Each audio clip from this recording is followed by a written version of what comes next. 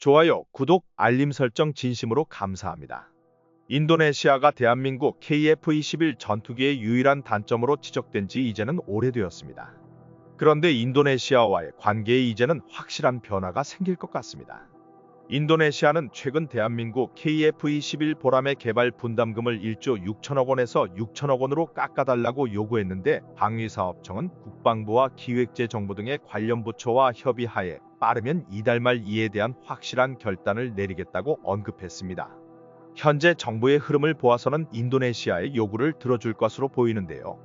방사청은 체계 개발 시기 및 전력화 임박 시점에서 인도네시아 쪽의 분담금 미납 지속으로 개발 일정에 영향을 미칠 수 있고 분담금 관련 의사결정이 지연되면 KF-21 전투기 전력화에도 영향을 미칠 수 있기에 빠르게 결론을 내리겠다고 선언했습니다. 또한 인도네시아가 분담금을 인하해달라고 요구한 만큼 인도네시아에게 이전하기로 했던 기술도 그에 상응의 약식으로 이전할 것이며 KF-21 전투기 시제기 제공도 원점에서 재검토하겠다고 밝혔습니다. 사실 그동안 인도네시아의 행보는 뻔뻔하기 짝이 없었는데요. 대한민국의 분담금을 미납하는 와중에도 미국과 프랑스 전투기 구매에 손을 뻗었으며 인도네시아 기술진은 한국산 전투기 기술 유출 중 덜미를 잡히기도 하였습니다. 이로 인해 인도네시아가 이미 기술을 빼돌리고 분담금 삭감을 요구한 것이 아니냐는 지적이 쇄도하고 있습니다. 한국 국방안보포럼 사무국장은 인도네시아가 분담금을 내지 않는 시점부터 사업에 참여시키지 말았어야 했다며 어처구니 없는 수준으로 사업 관리를 한 관련자에게 책임을 물어야 한다고 강력하게 주장했습니다. 뻔뻔한 인도네시아의 행동과 대한민국의 늦은 대처에 속이 타는 것은 국민 여러분들 뿐만이 아니었던 것입니다. 인도네시아의 파렴치한 행동과는 별개로 KF-21 전투기를 활용한 새로운 기술이 등장하면서 한국이 다시 한번 세계 항공우주 관계자들에게 관심을 받고 있다는 소식이 전해졌습니다. 대한민국은 인도네시아에게 시제기 지급을 보류하는 것을 심사숙고하고 있으며 사실 KF-21 전투기의 핵심적인 기술은 모두 한국이 가지고 있기 때문에 자금력만 받쳐준다면 충분히 독자 개발도 가능한 상황입니다. 현재 한국은 KF-21 블록1 실전기체 조립과 함께 다시 한번 성능을 테스트하고 성능이 조금 부족했던 부분을 업그레이드 개발해 나가고 있습니다. 대한민국이 KF-21 보람의 개발 계획을 시작한 지 약 15년 만에 한국 연구진이 이 단계를 이루어낸 것은 엄청난 쾌거이며 우리 대한민국이 이제는 훈련용 전투기가 아닌 긴급 상황에서 적 전투기를 격추시킬 수 있는 실전 전투용 기체를 완벽히 완성하고 있다는 것입니다. 한국의 개발 속도는 세계에서 유례없을 정도로 빨랐는데요. KF-21 전투기 개발 계획이 기존 예상보다 3년 가까이 일찍 성공한 가운데 미국 로키드 마틴의 F-35 전투기는 도입 전부터 논란이 많았던 미국산 항전부품 단가 문제와 함께 사소한 결함들도 하나둘 터져나오고 있습니다. 이로 인해 F-35 도입국들은 미국산 전투기의 신뢰성에 의문을 던지고 있는 상황입니다. 이 와중에 미국 정부는 로키드 마틴이 주도하는 미 방산 기업들의 대규모 로비로 인하여 해외로 수출하는 항공부품 단가를 말도 안 되게 올리겠다는 법안을 통과시켜버리고 말았는데요. 이러한 미국의 행보는 미국이 동맹국은 생각지도 않는다는 사실을 확인시켜주는 듯합니다. 원래도 값비싼 미국산 항전부품들의 단가가 작년에 비해 2배나 더 비싸진다는 소식에 미 전투기 도입국들은 당황할 수밖에 없습니다. 다행히 대한민국은 전투기 부품 가격 문제를 해결할 수 있는 대안책을 내놓을 수 있었습니다. 최근 20년 동안 우리 한국의 영공을 든든하게 치며 주었던 F-15K와 F-16 전투기에 들어가는 추가적인 부품들 중 일부가 미국 방산기업의 단합으로 인해 가격이 천정부지 치솟기 시작했는데요. 대한민국은 자국산 전투기를 개발하며 이러한 가격 인상에 맞서고 있습니다. 한국산 전투기 사용의 장점은 이뿐만이 아니었습니다.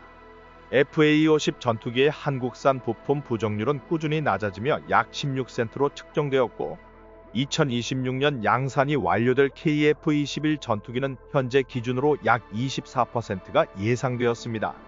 조금 더 빠르게 항공 부품 국산화율을 올려야겠지만 단순 비교 수치만 보아도 부품 공급 부분에서는 태평양을 건너서 들여오는 값비싼 미국산 부품 대비 국내에서 생산이 가능한 국산 부품 비율이 압도적으로 높은 FA-50 KF-21 전투기가 가동 안정성은 물론 가격대와 신뢰성까지 높은 것은 당연합니다.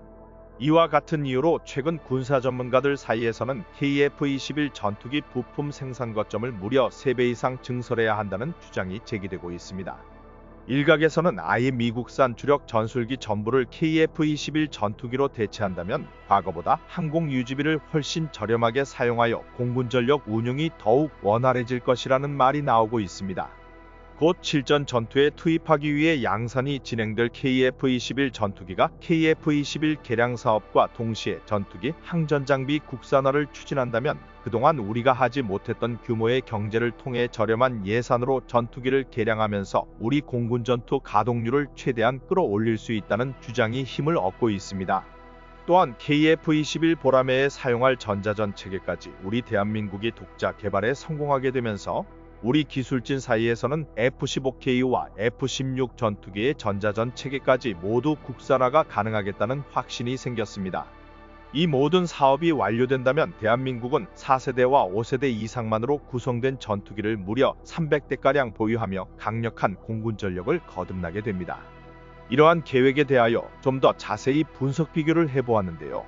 현재까지 공개된 자료에 의하면 2017년부터 2021년까지 수리부속 부품 부족으로 인한 한국 공군의 비행 불과와 특정 임무 불가 건수는 F-15K가 1460건, F-16이 무려 1150건에 달했습니다. 부속 부품 부족으로 우리 군 전투기가 비행하지 못하거나 공대지 혹은 공대공 작전 등 특정 임무를 할 수 없는 상태로 출격한 사례가 5년 동안 무려 2500건이 넘는 것입니다. 이 상태에서 북한이나 중국과 서해 혹은 동해안의 국지전이 일어날 경우 대한민국은 공군 전력누수로 인해 큰 타격을 입게 정말 심각한 일이라고 할 수 있는데요. 뿐만 아니라 이 정도 수치조차도 그 이전의 수치와 비교한다면 개선된 것이라는 게 특히 충격적입니다.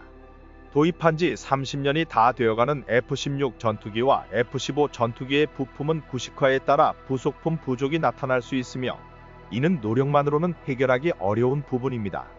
전투기가 운영되는 수십 년 동안 전투기에 탑재된 수만 가지 부품을 생산하는 기업들이 폐업하거나 혹은 기존에 생산하던 부품을 단종시키는 일은 비일비재하기 때문이죠. 결국 외국산 무기를 사용하는 이상 우리 노력과는 다르게 무기 가동률이 떨어질 수밖에 없습니다.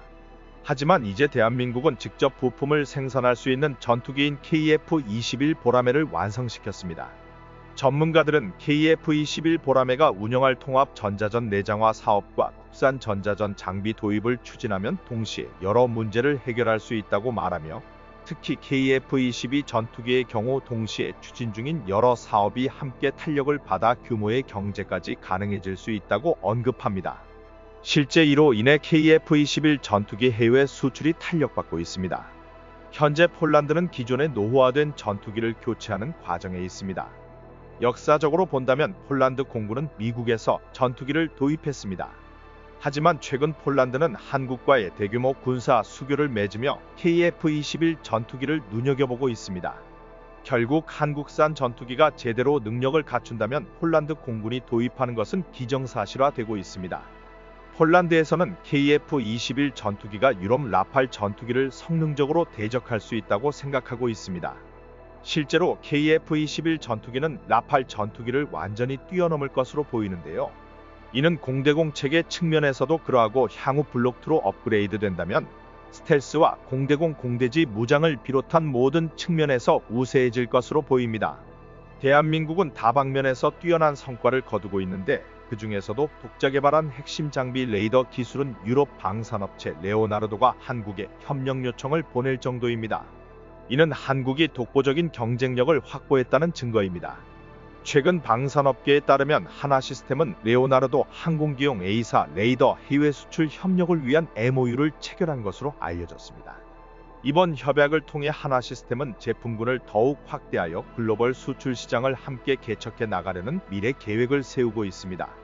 A사 레이더는 현대의 공중전에서 전투기의 생존과 전투의 승패를 가리는 최첨단 레이더로 공중과 지상 표적에 대한 탐지 및 추적 등 다양한 임무를 수행하는 미래 전투기의 핵심 장비입니다. 일부 선진국만 보유하던 최첨단 A사 레이더를 이제는 대한민국 역시 자체 기술력으로 만들고 있습니다. 한국은 많은 분야의 첨단 기술을 발전시키고 있는데 최근에는 한국의 기술적 역량을 결합하여 KF-21 전투기로 위성을 공중에 발사하는 기술까지 개발해내겠다고 발표했습니다. 대한민국 KF-21 전투기는 성능적인 면에서도 매력이 넘치는 전투기이지만 빠른 속도로 변화하는 유럽의 국제적 상황에 맞춰 빠른 납품이 가능하고 기존 시스템과 호환까지 가능한 체계를 갖추고 있습니다. 또한 가격 경쟁력도 무시할 수 없기 때문에 수많은 유럽 국가가 한국에게 관심을 보이고 있습니다. 최근 프랑스와 러시아 등 전투기 생산국의 생산 효율성에 대한 문제가 불거지면서 이제는 무기를 판매하는 것이 아니라 얼마나 빠르게 무기를 제작할 수 있을지가 더욱 중요해졌습니다. 폴란드는 물론 차후 구매에 심한 국가들의 납기일에 맞출 수 있는 생산력을 갖추는 것이 우리 방산업계의 과제로 손꼽히고 있습니다. 대한민국은 이미 많은 생산량을 수출했던 경험을 바탕으로 이러한 행복한 고민을 해결해낼 것입니다. 대한민국 KF-21 전투기는 우리 한국의 안보를 지키기 위해 한국 공군의 120대가 가장 먼저 선배치될 것이며 자주 국방을 위해 무장체계에 더욱 공을 들여나갈 것입니다. KF-21 전투기는 8개의 극초음속 무장을 탑재할 수 있어 가격 대비 성능이 좋은 편인데 한국항공우주 산업이 스나이퍼 타겟팅 포드를 부착하는 시험에도 성공하면서 극초음속 미사일까지 장착이 가능해져 더욱 성능적으로 우수해졌습니다. 해당 포드의 장착으로 12시간 내내 전천후 탐지 능력을 발휘해 레이저 유도 폭탄을 사용해 적을 정확히 맞추는 것도 충분히 가능해집니다. 이렇게 된다면 공격 임무를 수행할 수 있는 영역이 제대로 된 전폭기보다 강력해질 수 있습니다. 이를 위해서는 적의 레이더 유도 미사일을 교란하거나 적에게 대항하기 위해서는 강력한 전자전 장비와 미사일 무장장 성능 개량이 갖추어져야 하며 양산 단가를 낮출 수 있도록 항공기를 동시 개량하는 것이 필요합니다. 그런데 대한민국 방산기업은 이를 충분히 활용할 능력이 있습니다. 대한민국의 강력한 안보를 위해 한국이 가진 기술력을 연계하여 KF-21 전투기를 더욱 발전적으로 성장시켜 나가길 기대합니다. 시청해주셔서 감사합니다. 언제나 신속하고 정확한 국방 소식 전달해 드리겠습니다. 구독자 여러분 행복한 하루 보내세요.